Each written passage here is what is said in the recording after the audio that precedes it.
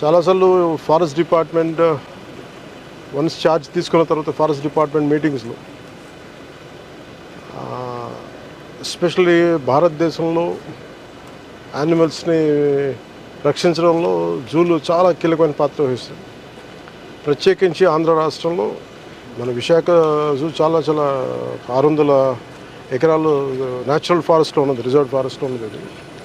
So దీంట్లో మేము మీటింగ్స్లో కూర్చున్నప్పుడు చాలామంది కార్పొరేట్ ఇనిషియేటివ్స్ తీసుకుంటూ ఉంటారు యానిమల్స్ని అడాప్షన్కి.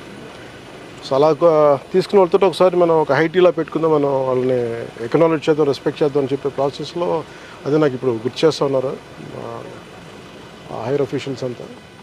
సో ఈరోజు మా అమ్మ పుట్టినరోజు కాబట్టి ప్రత్యేకంగా యాదృచ్ఛికంగా జరిగింది.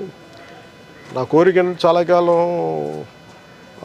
ఒక యానిమల్స్ని అడాప్ట్ చేసుకుంటుంటే మా ఇంట్లో కూడా ఒక 4 ఉంటాయి కుక్కలు, పెంపుడు కుక్కలు ఉంటాయి మా ఇంట్లో. సో నా కుటుంబ సభ్యులు, నా పిల్లలు కానీ నా భార్య అందరూ చాలా దీన్ని జంతు సంరక్షణ మీద చాలా ప్రత్యేకించి శ్రద్ధ పెడతారు.